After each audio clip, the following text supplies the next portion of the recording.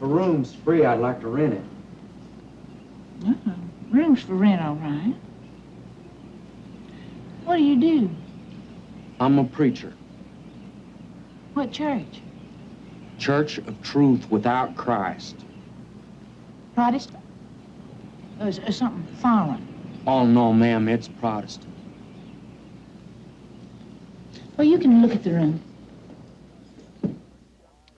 A strange young preacher out to start his own church in Wise Blood, a strange new film directed by John Huston. Wise Blood is one of 4 new movies we'll be reviewing on sneak previews. 2 film critics talking about the movies. This is Roger Ebert, film critic of the Chicago Sun-Times. And across the aisle from me is Gene Siskel, film critic of the Chicago Tribune.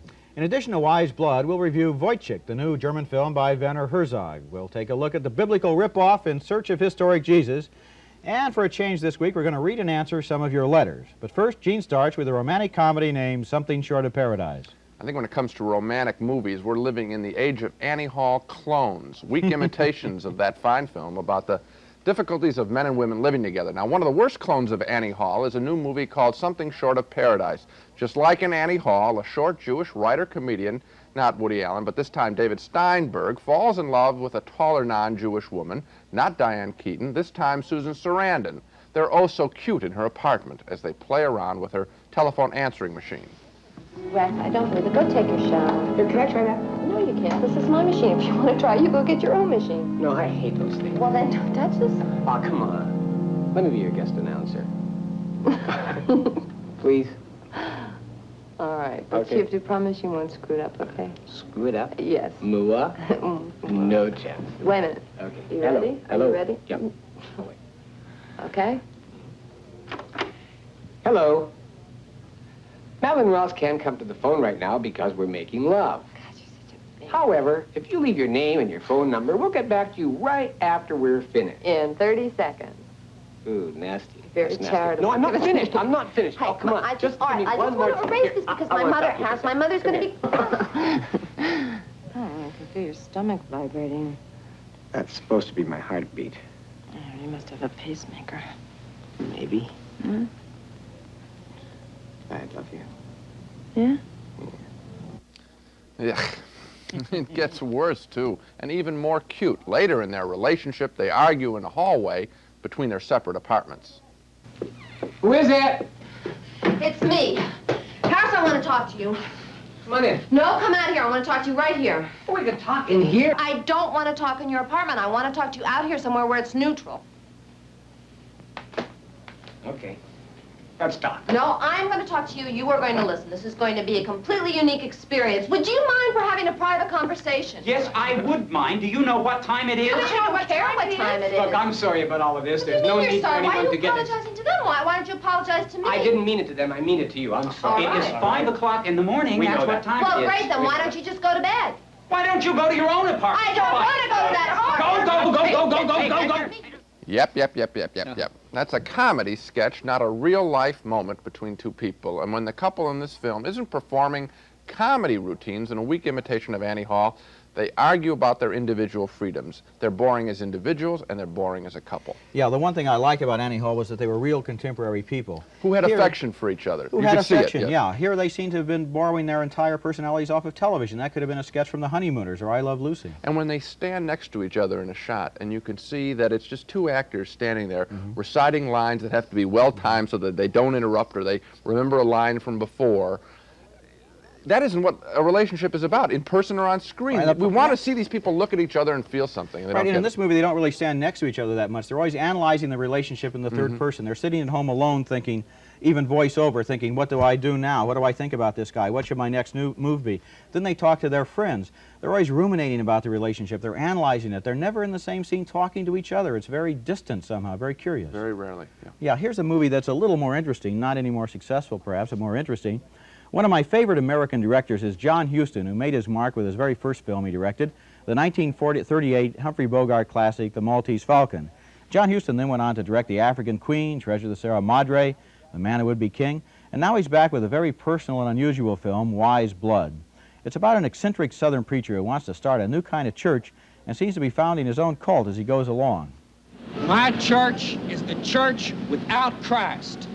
I am a member and a preacher to that church where the blind don't see and the lame don't walk and what's dead stays that way. What church you belong to? You, boy, there. I said, what church you belong to? Church of Christ. Well, ask me about my church, and I'll tell you, it's the church that the blood of Jesus don't foul with redemption. Listen here, I'm going to take the truth with me wherever I go. I'm going to preach it to whoever will listen. I'm going to preach that there was no fall because there was nothing to fall from. No redemption because there was no fall, and no judgment because there wasn't the first two. Nothing matters but that Jesus Christ was a liar. Hazel, listen here, Hazel, I found it. What do you want? I found it, the house where they live. You shouldn't ought to hit me, Hazel. It weren't nothing I done that you should have hit me. I only thought it was a 3, but I found it, and I'll take you there if you want. I know where they live. I live there now, see? You know where they live? But if you didn't know and I told you, then you'd know now. Oh, get out of here. All he can do is hang around and make a fool out of himself. He don't know whether he's coming or going. He ain't nothing but a shiftless, crazy boy. A little overwrought there, a little too broad on the accents. The whole movie is pitched just a little too high, I think. That was Brad Dourif as the eccentric preacher. He's playing a character created by Southern novelist Flannery O'Connor, who created a kind of rogues gallery of saints and charlatans. There's a rival evangelist, for example, who pretends to be a blind faith healer, and he doesn't like his new young competition in town.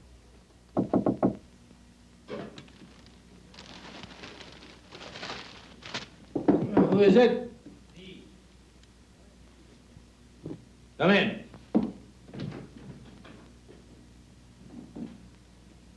What do you want? If Jesus Christ cured blind men, how come you don't get him to cure you? He blinded Paul. Where did you get them scars under your eyes? Get me that clipping.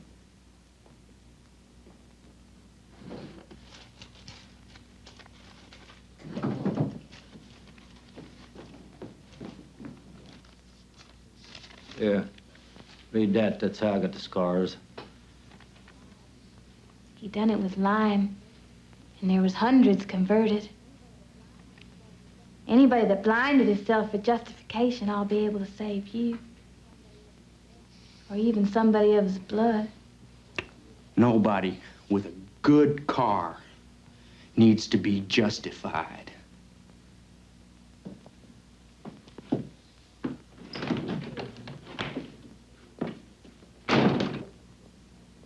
Got away with my clipping. Go get it. Well, you got another clipping, ain't you? The one that says evangelist nerve fails. Down home in the shack. It's hard to say exactly what kind of world John Huston was trying to create in Wise Blood. It's not a realistic world, that's for sure. Everybody's a character, everybody's eccentric, and half the characters are half mad and the other half are insanely inspired. They seem to belong somewhere in that fantasy stereotype of the South that's been collectively created by William Faulkner, Tennessee Williams, Flannery O'Connor, and Mayberry RFD. But by the movie's end, we've somehow never really gotten personally involved with these characters. Wise Blood creates a universe that exists on its own terms, and sometimes it is sort of fascinating, I've got to admit that, but it just doesn't quite connect with any world we can identify with. I want to pick on that thing about the South. When I see a picture like this, it's almost as if these directors in Hollywood and in California think they're making something significant by going down to the South and shooting a picture there and simply showing those quaint folks who live down south.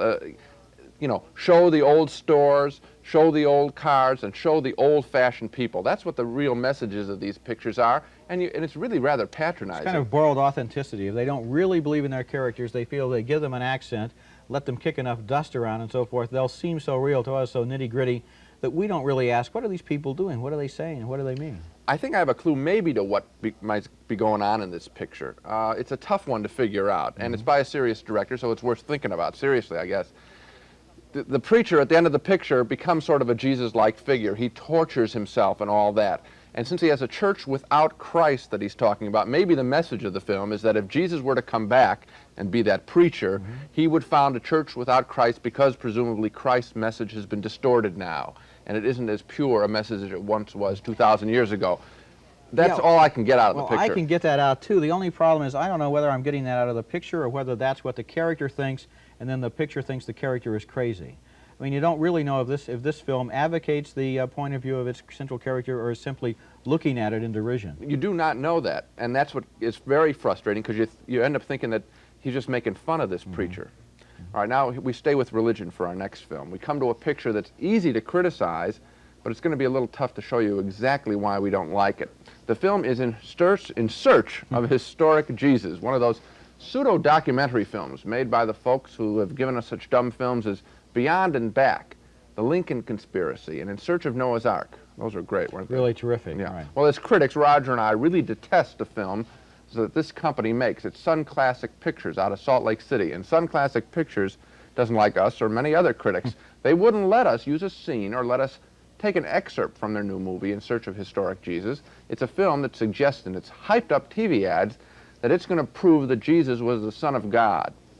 Obviously something a lot of people are really interested in, to say the least. But the film proves no such thing. All it does is ask a lot of questions. Is this true? Is this not true? Or could this be true? You're looking at scenes television station WBBM-TV took of crowds going to see this movie at a downtown theater in Chicago. The makers of this type of movie typically rent the theater and jack up the admission price $50, and yet the crowds keep coming. And what do people get? A cheap magic show. There's a sequence where Jesus walks on water. Look closely, you can see the ledge in the water the actor is walking on. Elsewhere, the film speculates on what Jesus did between the ages of 12 and 30. Here, the actor playing Jesus supposedly visits India and Persia in a sequence shot in Utah. This is an offensive retelling of a great story. If this film had been done right, it could have been beautiful, moving, and needless to say, very important. Instead, this is a cheaply made film that lifts battle footage from other biblical epics and calls it its own. In Search of Historic Jesus is a complete ripoff. Do you agree? It is a complete ripoff. I do agree, and here's how they do it in their newspaper ads. What's despicable is the way the film company tries to pressure you to rush right out and see this movie with advertising campaigns that work like this. The first ad tells you the movie starts tomorrow for 1 week only. They run this ad on the day before it opens.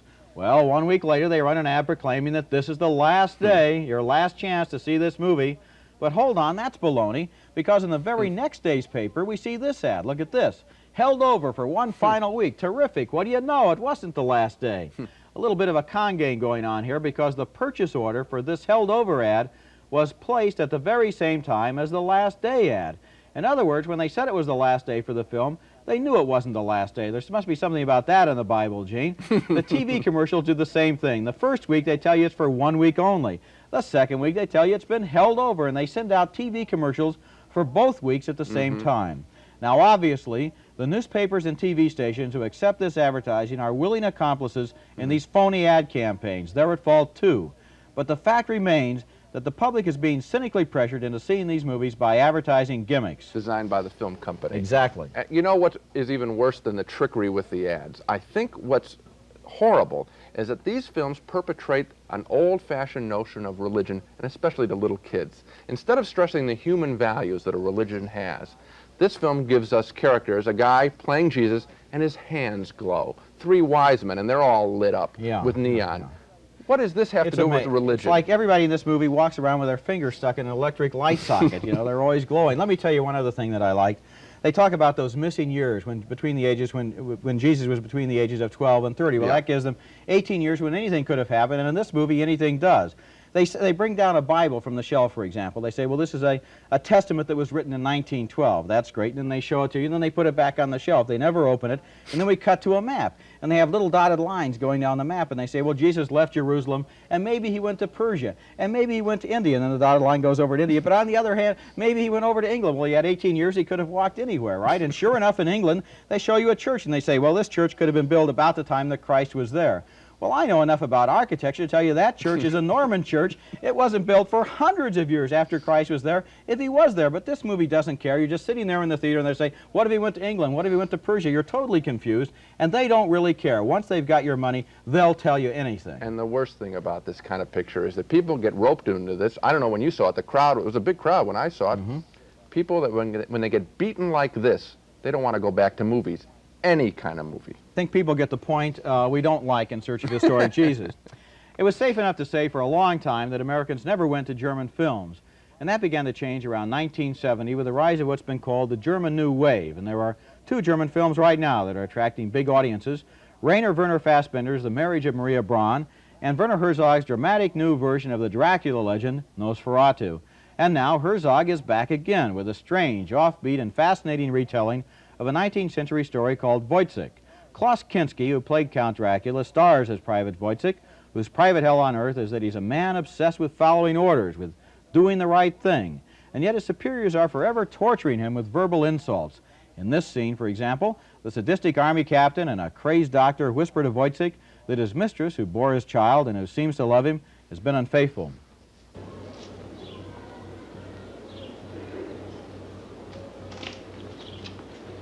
Hauptmann, ich bin ein armer Teufel. Ich hab sonst nichts auf der Welt. Wenn Sie Spaß machen, Herr Hauptmann. Spaß? Ich, das dich Spaß, Kerl. Den Puls, Wojciech, den Puls. Klein, hart, hüpfend, unregelmäßig. Die Erde ist höllenheiß, Meer eiskalt, die Hölle ist kalt. Unmöglich. Wollen wir wetten? Unmöglich, Mensch, Mensch. Sitzmuskeln stark gespannt. Zuweilen hüpfend, Haltung aufgeregt gespannt.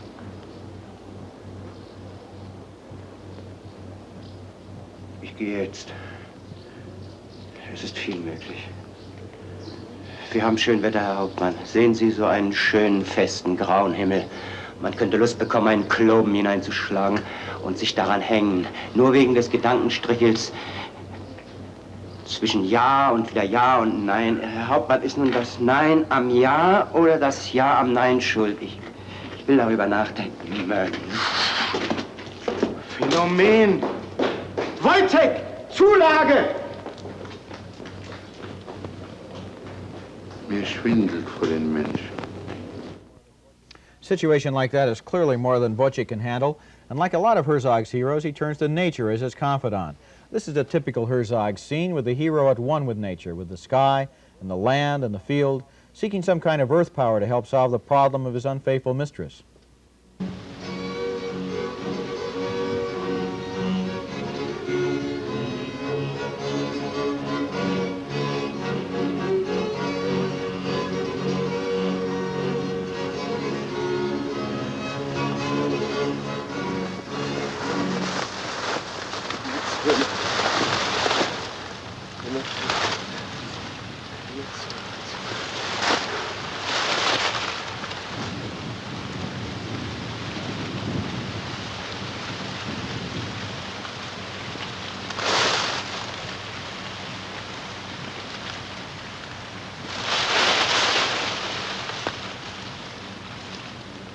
Da.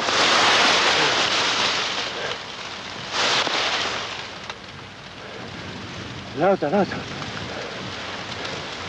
Was sagt ihr? Was?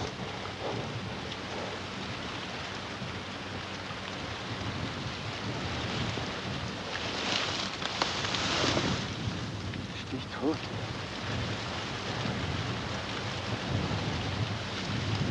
Soll ich? Muss ich? Riecht er auch? Sagt's der Wind auch? Stichtot? Hör ich? Immer zu. Immer zu. Immer zu.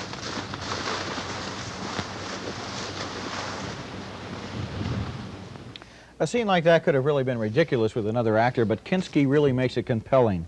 And it's impossible to imagine Wojciech without Klaus Kinski, who's one of the most extraordinary film actors to come along in a long time.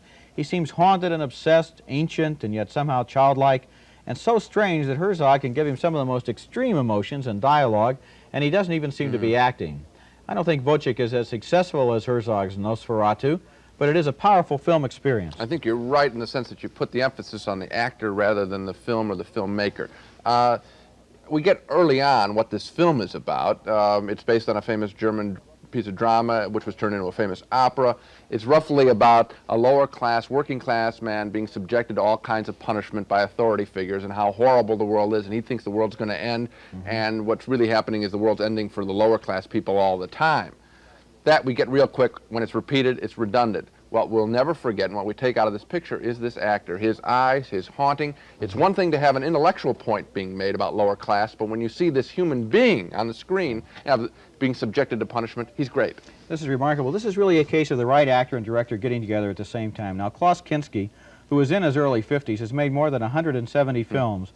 But the first time Herzog saw him, this is interesting, Herzog was a 12-year-old boy who saw him walking down the street and said, someday I want to be a movie director and someday I want to put that man in my movies.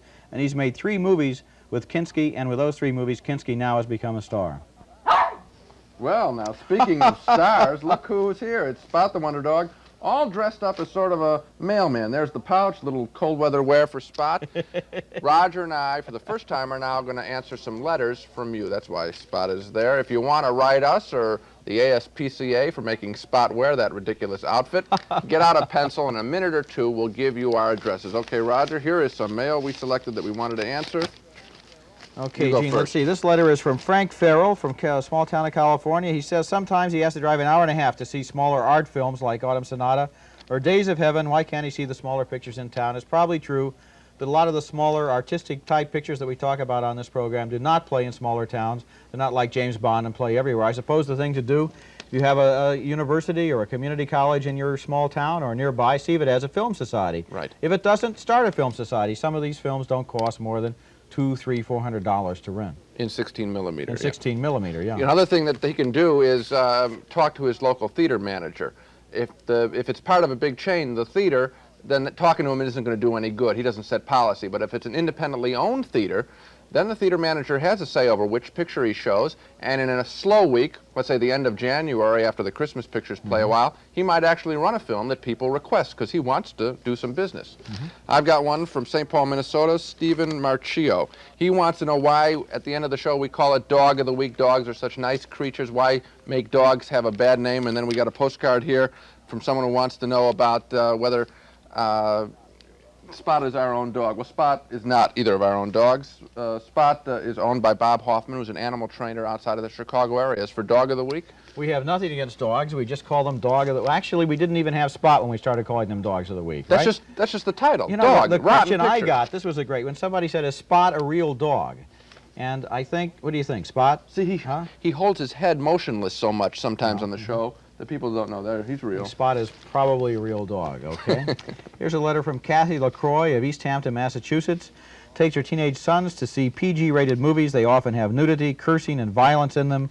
What does the PG rating really mean? What is it? How can she rely on it? Well, the movie picture companies want to have their films rated PG because that means anybody can go. Lots of people can go. If it's rated R, it's restricted. So the movie companies put pressure on the people who rate the movies so that fewer things will get things rated R. Now, the things that get things rated R are one swear word specifically, nudity below the waist, extreme violence, really slashings and close-up, or a really kinky, weird subject, incest or something like that. That makes it R. Other than that, you can get some pretty foul language and some pretty rough action in PG. Maybe what we might do on the program is with PG-rated pictures at the summary at the end, if we think it's a little extreme for younger viewers, we might mention that, right? That's what we'll do because of Kathy LaCroix's letter. Kathy LaCroix's letter, right. All right. I have a letter here. Why don't you guys have a few drinks together? You don't seem like you like each other very much. Well, we are competitors. We've been competitors for 10 years. The two, you work for the Tribune, I work for the Sun-Times in Chicago, the two morning newspapers. So professionally, we are competitors. Yes, I like to beat your brains out in print anytime I can. I always enjoy doing that too, but I suppose I have a grudging respect for you as a film critic. I suppose I do too. Right, and when we leave the studio, we drive in separate directions in separate cars, right? We have a drink once in a while. Okay, right. That just about does it for this show. Thanks for your letters, and if you feel like writing, our address is Sneak Previews, care of WTTW Television, 5400 North St. Louis, Chicago, Illinois, zip code 60625. Repeating once again, Sneak Previews, WTTW, 5400 North St. Louis, Chicago, 60625. And Spot the Wonder Dog is at the same address, but he does a really bad job of answering his mail.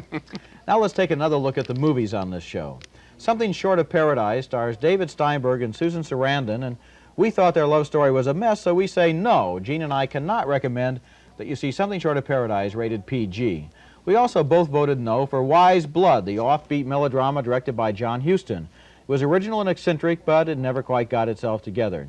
And 2 more loud no votes for In Search of Historic Jesus, which had a phony ad campaign and turned out to be a complete ripoff once you got into the theater. We both voted yes, though, on Wojciech, starring Klaus Kinski. It was a bleak and haunting portrait of a man being crushed by his society. Well, that's it for this show. Next time on Sneak Previews, Roger and I will review 5 new films, including some of the big Christmas movies. Star Trek, the motion picture version, with the same old crew, Spock is there. 1941, a big new comedy by Steven Spielberg, the director of Jaws, and Steve Martin starring as, what else? The Jerk. Until then, write us at your own risk. We'll see you at the movies.